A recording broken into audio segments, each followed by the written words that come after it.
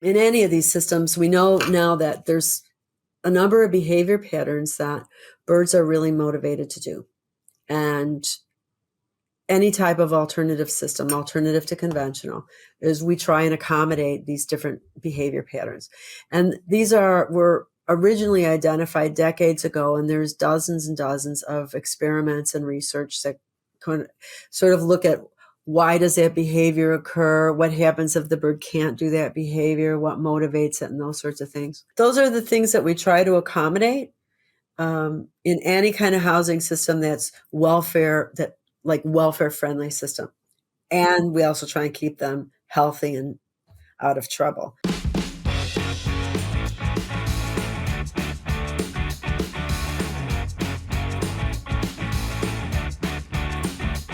Welcome to the Poultry Podcast Show. Today I am here with Dr. Tina Widowski, and we are going to talk laying hen welfare. Welcome to our show, Dr. Widowski. Thanks, Elizabeth. It's great to be here. It's very exciting. Really excited to talk about this topic. I do a little bit of work in this space, but more in broilers. And so I love hearing about people working in the area because I always learn something new for myself to apply to my own research. So I just want to chat a little bit about how you got into chickens. So was chickens always your job aspiration, or did you kind of come into it by a side way? No, I actually started out in pigs. So I did actually I grew up in Chicago, and so I only knew dogs and cats and zoo animals. But in university, I like many kids who like animals, I thought the only way to go was to become a veterinarian. And so I was at University of Illinois and I applied for vet school. And in that day, you needed some livestock experience. You still do. But I didn't have any. So I went to one of my professors and asked for a summer job. And it was a guy by the name of Stan Curtis at University of Illinois. And I never left. I did my master's and PhD in pig behavior and sow nest building behavior. And it was a fun time in that lab because Temple Grandin was my academic sister and John McGlone. And so we were, So I worked with pigs for quite a few years and pig welfare and behavior. And then I did a postdoc here in Canada with laying hens. And so I was introduced to some poultry research at that time. And then I did pigs again, but then Egg Farmers of Canada approached me about 10 years ago. 11 years ago and asked if I would be a research chair for Egg Farmers of Canada. And so focus all of my work on housing systems basically for laying hens. And that's because the Egg Farmers of Canada sort of made the decision that they were going to transition all their housing away from conventional cages to both non-cage and enriched. And so that was great. And so I've been focusing my research on laying hens primarily since that time. I also dabble in broilers and broiler breeders. And so, yeah. Working with nature and not against it. Chickens fed AX3 Digest consume significantly less feed and water to produce 1 pound of meat. Successful flock performance is determined during the first 10 days post-placement. AX3 Digest is a highly digestible novel protein that most improved in barn performance, bird health, and a drier litter. For more information, visit www.protecta.com. So how did you kind of work your way into your current position? How everybody seems to have an interesting story from this as well, but did you always stay in academics? Pretty much, yes. My husband was also an academic. He was a landscape architecture graduate from his master's also at Illinois. And then we moved to Madison, Wisconsin when he did his PhD. And at that point in time, I worked in a monkey colony in the psychology department. So I didn't mention the monkeys before. So I worked with cotton-tip tamarins, and it was a behavior communication and reproduction laboratory with monkeys. And so I did that. And then it was time we started our family, and my husband and he finished his PhD, and there was a job opening at University of Guelph, which has great programs in both landscape architecture and animal science with a animal behavior and welfare focus. And so I said, just go. And so he started, but it took me 8 years before I had a faculty position. Oh, wow. Had my kids, did part-time work, sessional lecture, kept my hand in research. And so it was a different sort of a pathway than a lot of people take. One that I think it's nice for women to know that that's an opportunity to do a little bit of both. I don't think my career has suffered in any way. So that's awesome. So I did my PhD at Wisconsin in Madison, and I'm dating myself here, but the internet was not as searchable for papers, and so there was a few papers I had to go get special access to the Primate Research Center so I could make a copy in their journal collection. And so they asked me all these questions about why I needed to enter the library. But that's such a cool center over there. Yeah, a little jealous that you got to work in there. So that's awesome. It was fun. It was interesting because then after that, I was postdocing and I started working with laying hens. So I went from monkeys to laying hens. Although I do think pigs are actually smarter than the monkeys that I worked with. Really? I was like, oh man, if thank God pigs aren't in trees though. But anyway, so it was interesting. But monkeys have teeth and laying hens don't, which is a nice reason to work with laying hens. So anyway. I agree with you there. They're the teeth are a whole different ballgame. They do fly though, and I teach a poultry class in the fall, and I always have students who are new to handling poultry, and that's one of the scariest things is, if they get loose, they can kind of get airborne, and that is a scary first encounter with an animal if you are a little nervous about flight. So. A lot of students I find are kind of scared of birds. There's a lot of people who have sort of bird phobias and are handling chickens. But although I have to say, I have some Bovan Browns right now, and they tend to be biters. Good thing they don't have teeth. We're working with those, and they look, you put your hands near them, and they're like, oh, and they pull you a little bit. That is too funny.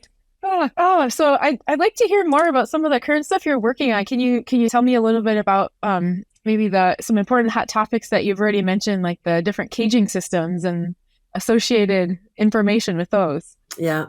I think probably one of the biggest hot topics, well, there's several actually. One big hot topic is, of course, transitioning to cage-free systems. With all of the mandates in the States, this is happening. Canada, some producers are going to cage-free, but a lot of producers are going for enriched cages. They have the opportunity to do that. But it's a huge learning curve for producers that are transitioning, particularly from conventional to cage-free systems. And one of the areas that I've been focusing on that is very exciting and I really like is the development of pullets. So both behaviorally and skeletally, how growing up in an enriched aviary system makes these profound changes in the pullet. And it's so interesting and fun to watch. And it's that we know from experience, practically European experience, and now research is that if pullets are going to thrive in these non-cage systems, they have to grow up in a place that they get experience with all kinds of the motor development, their skeletons change behaviorally. It's really important. And so I just finished a large project on that and been working in that area for a couple of years, going on probably close to 10 years now. And it is fascinating work. Yeah. So what are you noticing? So there's obviously changes just from weight bearing exercise, but is there, I don't know what the right word is, but is there a mental shift in birds that are raised in cages and then put into aviary compared to ones that have been raised aviary the whole time? Do they know how to move around and handle themselves? Can't do it. Birds who grow in cages do not have the capabilities to survive or thrive and going into a non-cage system. And that's for a couple reasons. there seems to be a sensitive period for learning about three-dimensional space. So you know how there's sensitive or critical periods, like dogs have to be socialized when they're in a certain age bracket, and if they miss it on that, they will never really do well with other dogs or with people or whatever. Like there is a window of time developmentally that they require that experience. And so this is true for three-dimensional space for laying hens. And so they need to have experience with perches, terraces. They need to learn how to go up. And if they don't have that experience, they will never really be very good at that. And it's a concept that it's been around for a long time. Ian Duncan and Mike Appleby decades ago first is broiler breeders wouldn't use nest boxes when nest boxes used to be up on walls in the old days. And sort of discovered that, well, if they hadn't been reared with having to jump up, they would never really do it. Okay. So now we know that perching and going up is a learned skill in terms of their like spatial cognition. And so they have to have that experience. But the load bearing exercise is as we're looking at their skeletons, and actually this is the second major project. We did one a number of years ago. The papers were published in Poultry Science by Casey Trott, where we reared birds either in conventional cages or these big, wide open rearing aviaries or commercial style. And we looked at the skeletal development in these birds and their bone strength, the depth of the cortical depth of their bone cortex, and the shape of their keels and size of their keels were completely different, if significantly different. And then in that experiment, we put the birds into enriched systems. So then throughout their adulthood, from like the pullet stage all the way to the end of lay at 72 weeks, they were all in the same environment. And at 72 weeks of age, they still had stronger bones, thicker bones. And those birds had fewer keel fractures. And so that whole developmental stage is really important. And so this last project, we were looking at different commercial styles of aviaries in which I don't know if you're familiar with rearing aviaries, but you start the birds for brooding for 3 to 6 weeks, depending on the producer, in sort of a smaller compartment often. And then those are opened up where then the birds get access to terraces and perches. And some of those that brooding area is very different depending on the style of aviary. And sometimes they're more similar to a conventional where they don't have the three-dimensional space. Sometimes they have more space available, and then there's a couple of aviary styles that are wide open concepts. So we were just looking at whether birds reared in those different aviaries, their bones were different, and if they're behaviorally they were different, because those first few weeks were quite different experience.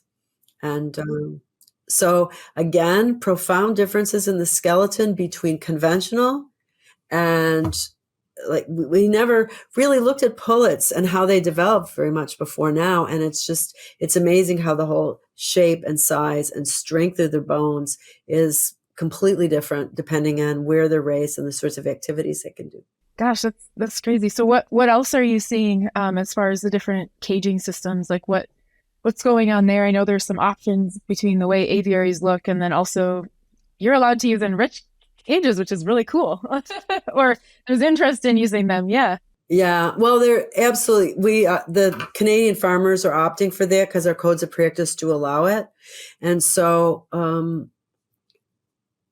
looking at, there's different styles. So enriched systems, there's several behavior patterns. So they're really a compromise in between a conventional cage and a non-cage system. And there's a lot of literature that discuss the costs and benefits in terms of welfare of the different systems.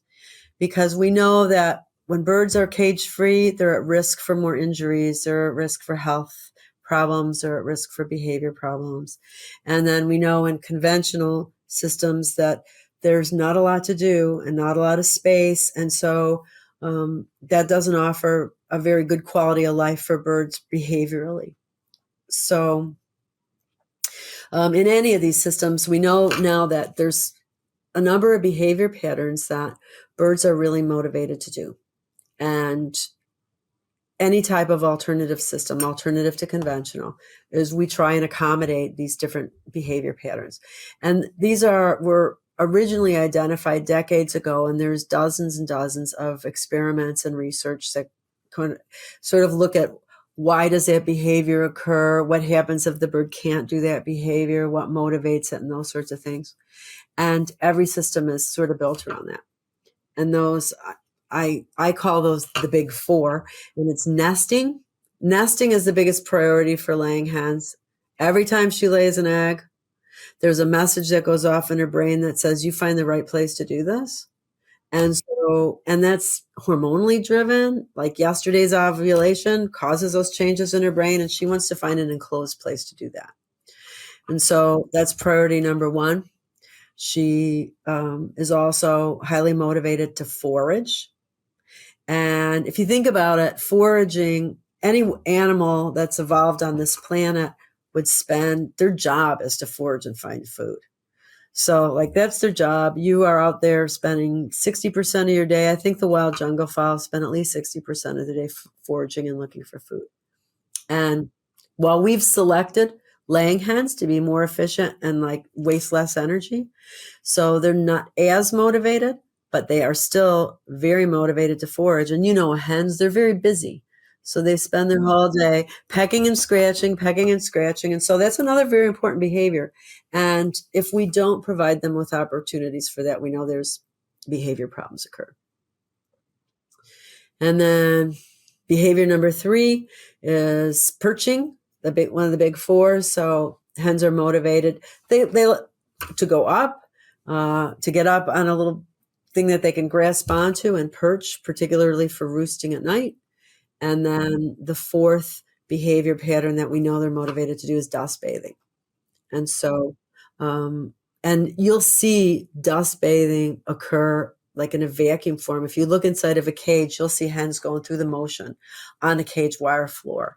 And so that one's a little bit more controversial because hens will sometimes sham dust bathe. We call that fake dust bathing, sham dust bathing. And sometimes they'll sham dust bathe right next to litter when it's available to them. And so those are the things that we try to accommodate in any kind of housing system that's welfare friendly system.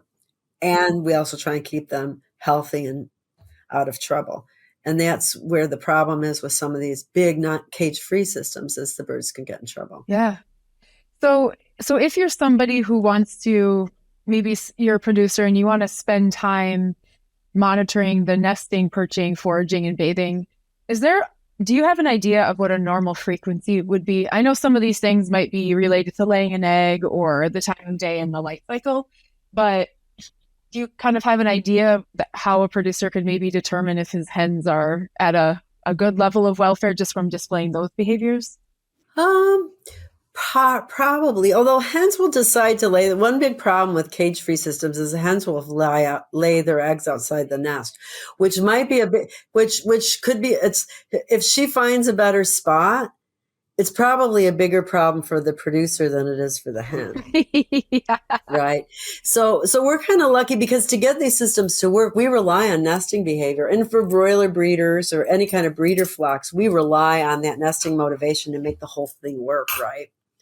So some producers, if the hens are settled, if they find their nest, and we call it settled behavior, where they're just like, they're not searching around. They always go through a little searching, but if they just find a spot and settle into it, yeah, then we know they're satisfied with the spot that they're in. And that always usually occurs in the morning, right? It's like the hour before they lay their eggs. Dust bathing, when you'd see it in non-cage systems, and those are usually different times a day. Actually, I'm working with Janice Sigford and one of her PhD students, Tessa Grebe am I allowed to use names? Sorry. Okay. At Michigan State. So they did a lot of observations of birds of different strains that are nesting in cage-free or aviary systems, and looking at that. Foraging is that one's a little bit tough.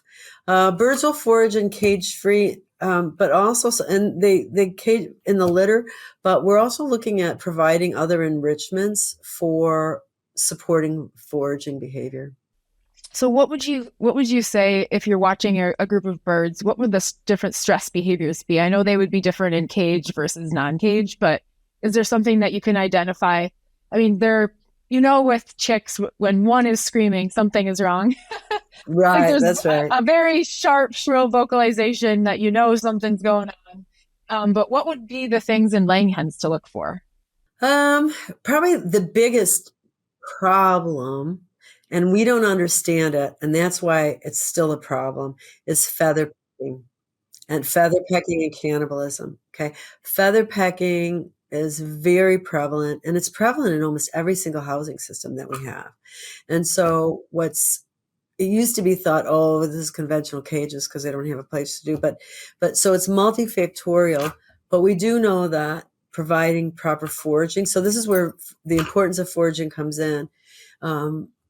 Birds that don't have a lot of opportunities for foraging are at risk for feather pecking behavior.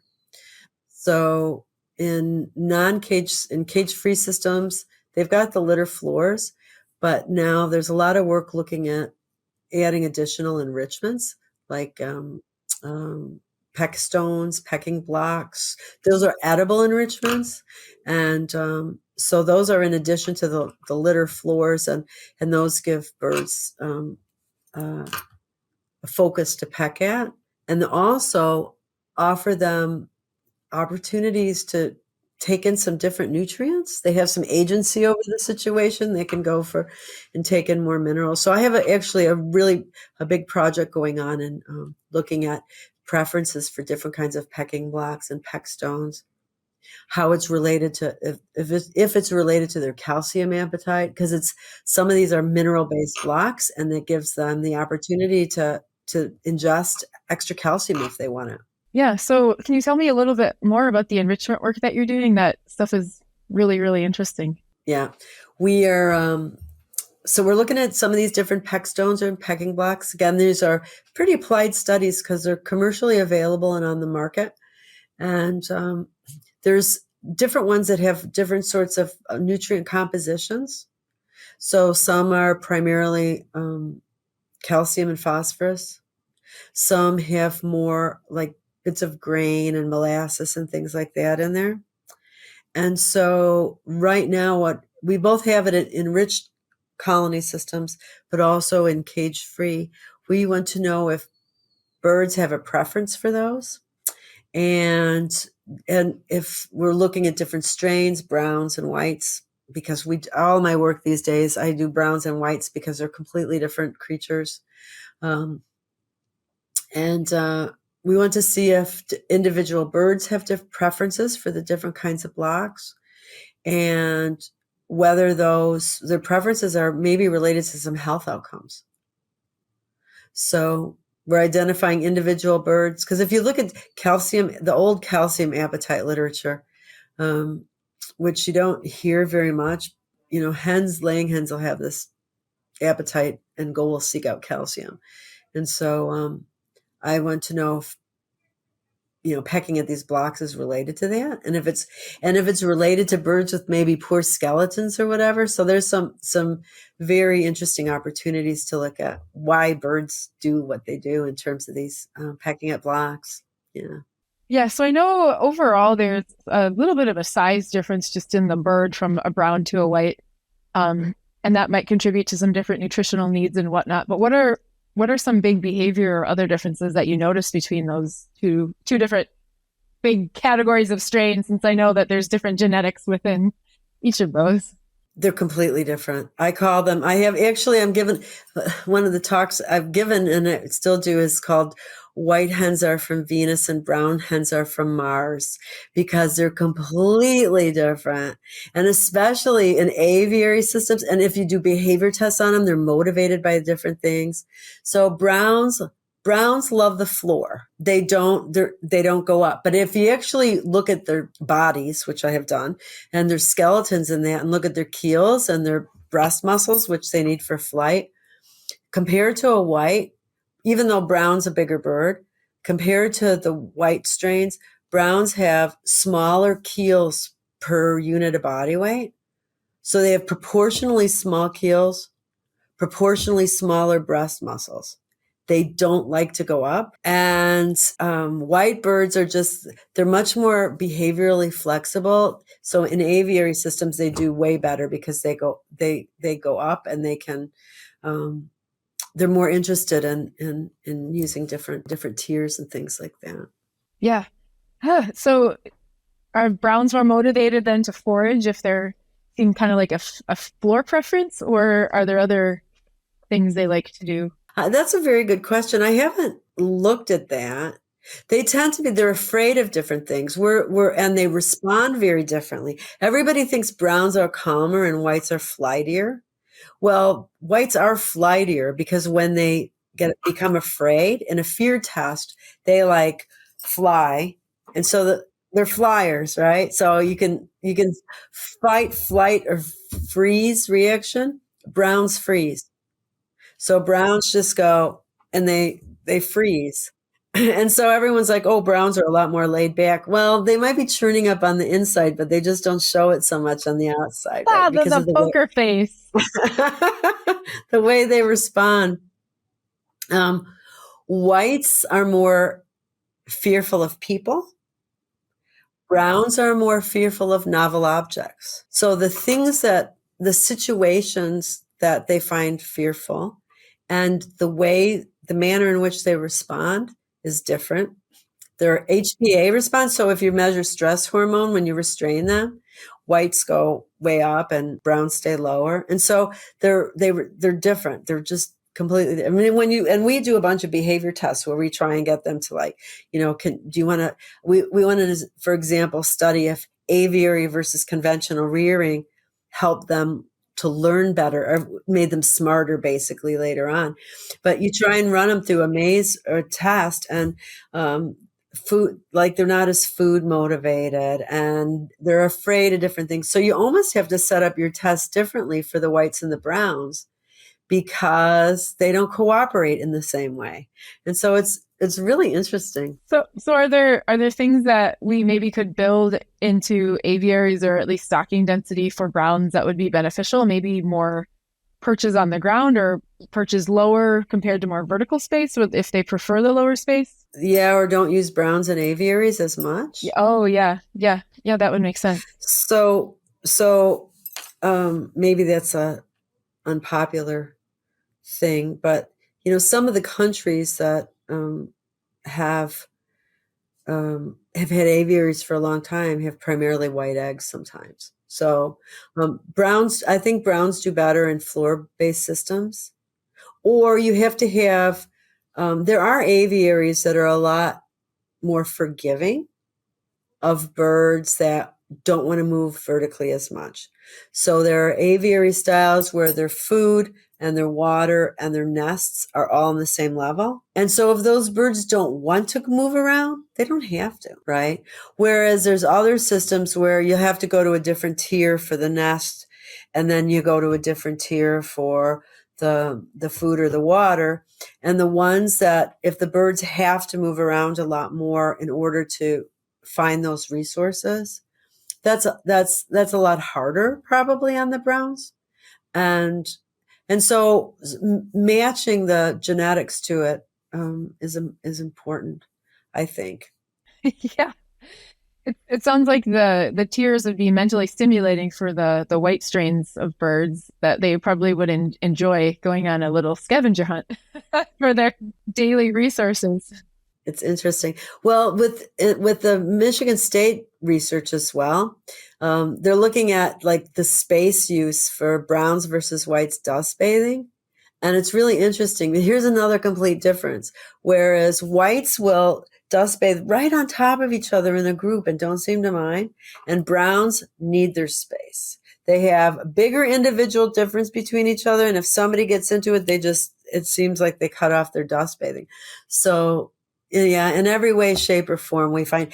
So now, if you ever do laying hen research and you want to make your grad students happy, always have browns and whites. Strains is part of your experimental design because you always get a significant difference.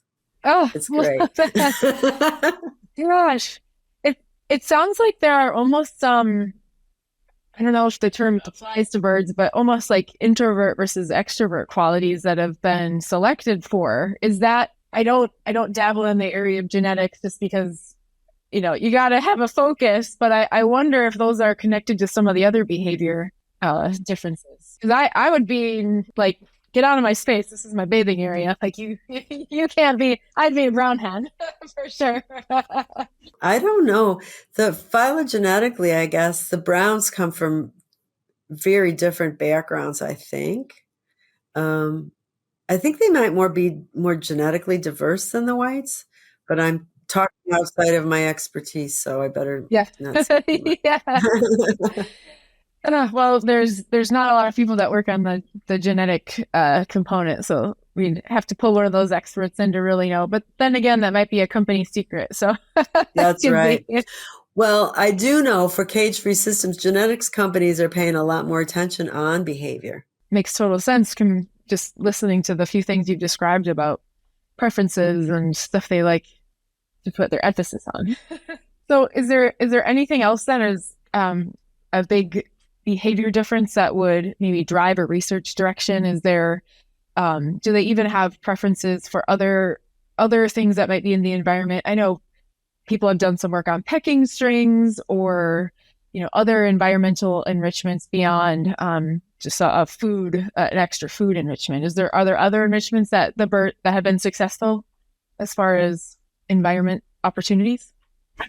In terms of laying hens, so a lot of it goes into, well, some people would, like nest design and the flooring in the nest and that sort of thing.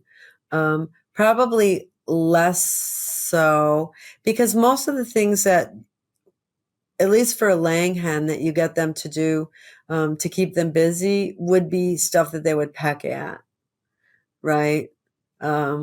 Whereas, let's see, so what do we give for broiler enrichment? Things that they could get up on, or like, so pretty much it's mostly different kinds of scratch mats, so pecking strings and things like that. But I don't know of any of those that are actually out on the market. Like I haven't run into many of those on farms and everything or anything.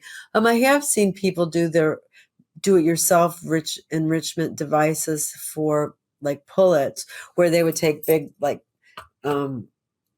pop bottles or soda bottles and hang stuff in them. But again, mostly birds are going to be attracted to and peck at those things. Seems like a major motivation for hens.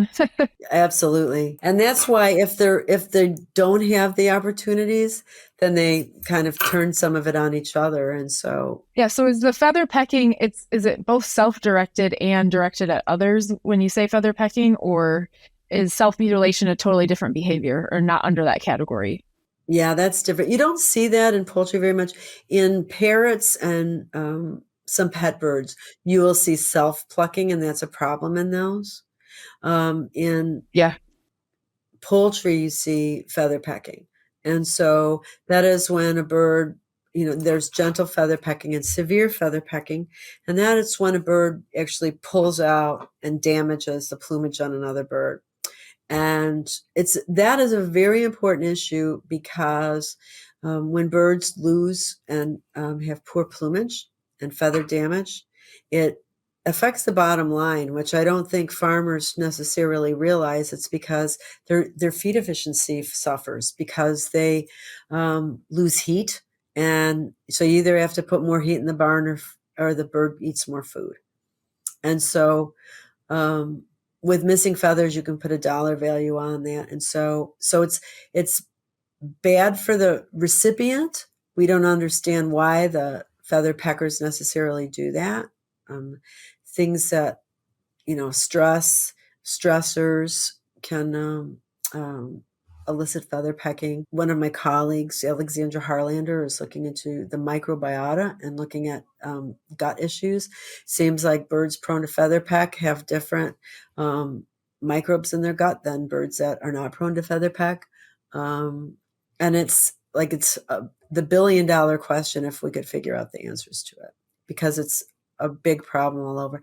And it looks really bad to the general public. So on the topic of just the feather pecking from a stress standpoint, how do you differentiate between a bird that is getting feather pecking injuries from a really high producing bird? Or maybe can you not? Because I know over time their feather quality does get poorer, and higher producing birds are putting less emphasis on maybe even grooming, if you will, but just have poorer feather quality. So how do you differentiate between those two? It might be hard.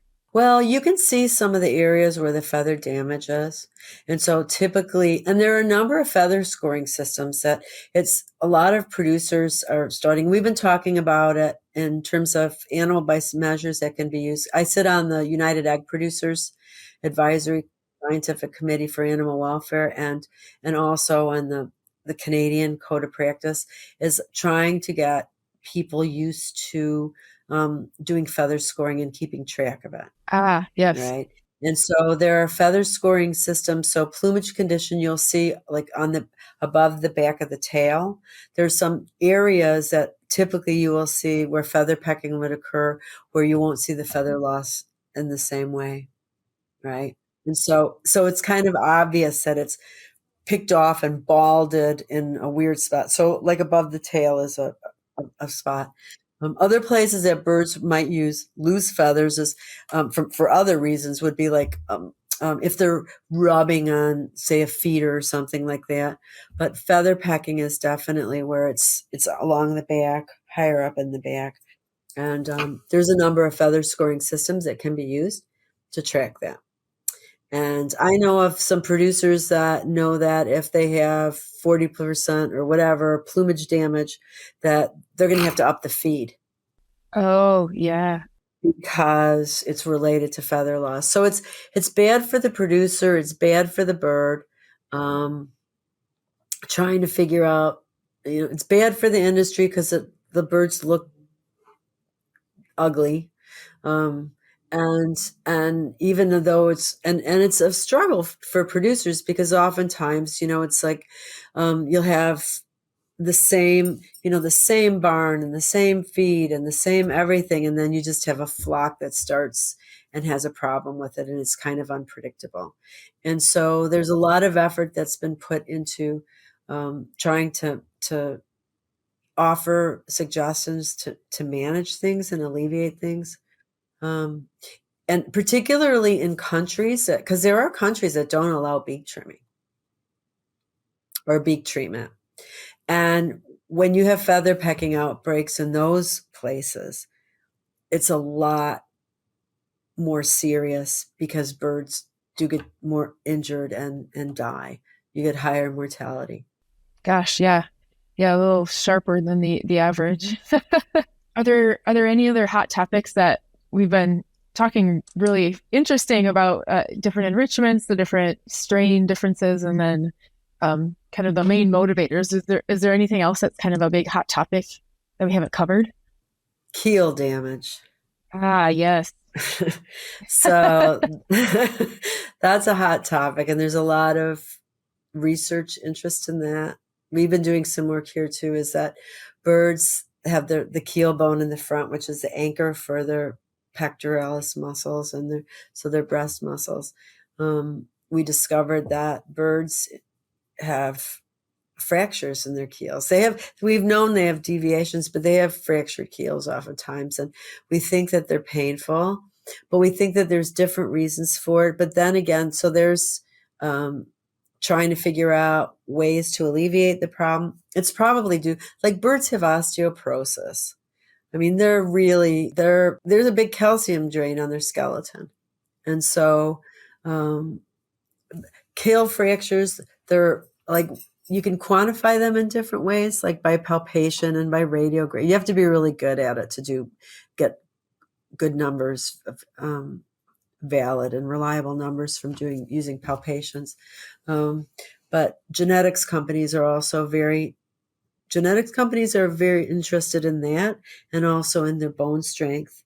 So that's one of the costs from a welfare standpoint, is their bone quality is affected by selection for high levels of productivity. So we do see that, there are some costs in most of our livestock species when we've selected for productivity, sometimes at the expense of other things.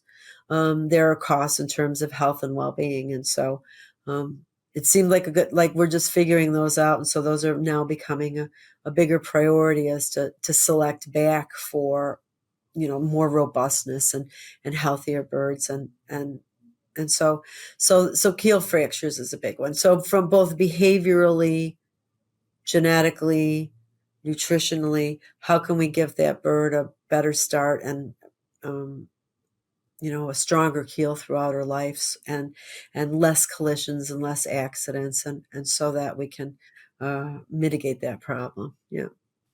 I had a colleague that once mentioned from the ag engineering department that the changes from the beginning, the early cage-free systems, so the ones we have now, there's been an incredible amount of work done on, the average landing pattern and angles that birds come in as far as the ramps and the perches, that it's definitely helped the keel bone injuries. But I think there's probably some other designs that could be more safely updated to help that, because I know some of them are just because birds are bopping around and hitting a part of the system doing their normal bird stuff, right? That's right. They're having injuries from that. Yeah, some of the fractures though we think might not be from collisions at all. There's really? There's some that you get down at the bottom. If you imagine the keel, how's the keel look? Okay, yeah. Down at the bottom tip here, you get tip. So if this was the front of the keel and you see like birds that are crunched, that that they collided into something that's crunched, but you see tip fractures down here, and they're probably not from collisions. We're not exactly sure why. It seems to be where that's the last part to calcify on the keel. And it might be early egg laying. Oh, interesting. So, that's so where, because the birds change when they reach sexual maturity, the keel moves out and their whole kind of skeletal structure changes. So we're not exactly sure why that's happening, but we're not sure that that's actually collision based. So there might be different etiologies for different keels. But if you're going to poultry science, let's see, there's going to be a genetics symposium on genetics and welfare this summer. So, and I imagine there'll be some talk of keel at that. So some of the keel deviations that end up, I know in the more severe cases, they look like an S. Do you think that some of those would start maybe at the base with improper calcification? Or do you think it's a collision and then a recalcification that happens, or is it a combination? How does a bird get a severe deviation in their keel that is likely painful? Is it injury, calcification, or both? We don't know. And people aren't certain that deviations are actually painful. We think fractures are. But although sometimes you don't find changes, sometimes you do find changes, there needs to be more work on I think, pain involved in that. But most of us who work in the keel world, I would say don't really think that deviations are necessarily painful.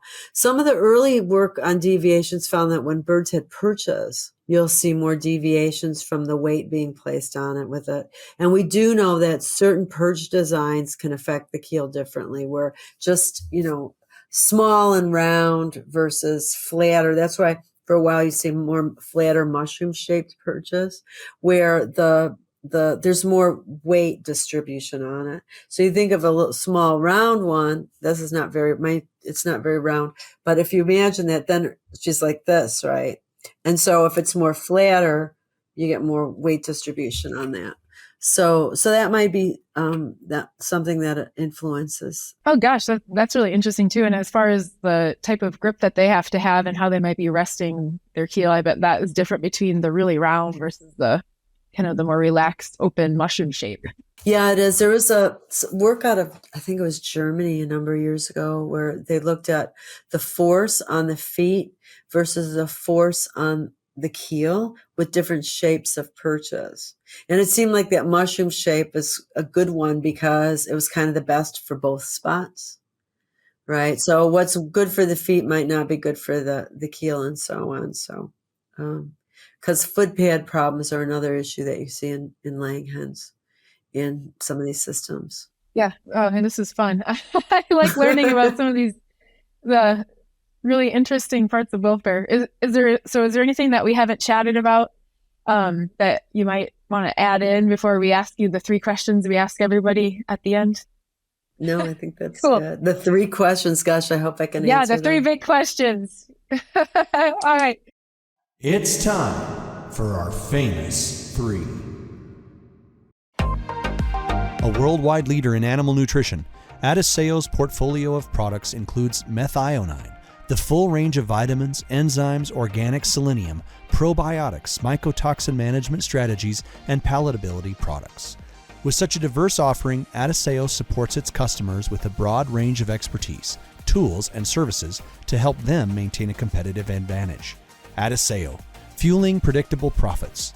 To learn more, visit Adiceo at www.adiceo.com. So the first of the big 3 questions is, what is your favorite poultry related resource? The last few years, I have been, and I give it to gifts of my students. A good thing is The Behavioral Biology of Chickens by Christine Nickel. I like that. That's a good book. Yeah. That's a very good book. Put it on my reading list. It's fun because it's got a little bit about everything. I think one of the neatest things about talking with people is hearing all of their book recommendations. So.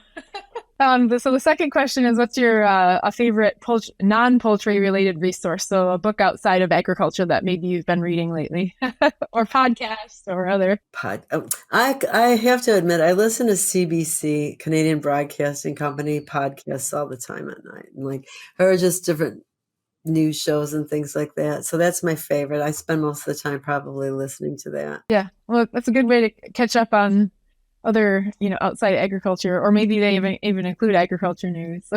Not much. No, not much. No. Yeah. So the last question is, what sort of advice would you give someone who wanted to be successful in the poultry industry? In the poultry industry or in research? Ooh, either. Yeah. I would say from a research, get on as many farms as you possibly can. Yeah. Right. So that's the beauty of my Egg Farmers of Canada research chair that has been really good is that I have, I meet farmers from all over the country, and I try and do some commercial trials as well as laboratory trials, and particularly in context of animal behavior and welfare.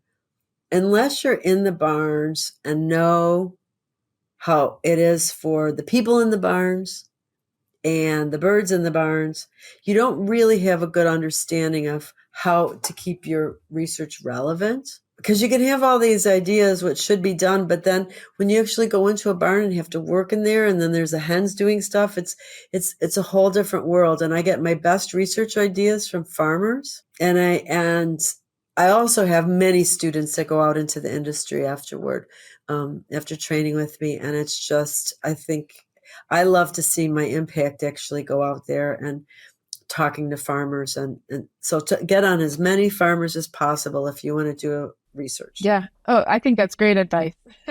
They know a lot more than I do about the birds. Oh yeah, they're with them. I know different stuff. But anyway, yeah. So that's my advice for poultry research. Well, I think that's great advice. The relevance is incredibly important, especially if you want to make changes that work for both humans and animals. That is something that can never be forgotten. So, well, it's been awesome chatting with you. Thank you so much for your time. I've learned a lot during this, so I think our listeners will as well. But yeah, really fun. Thank you again. Great. Thanks so much. I was really happy, and have a good afternoon. Hope to see you at maybe PSA. Yeah, Poultry Science back in the USA. That's right. Awesome. Thank you.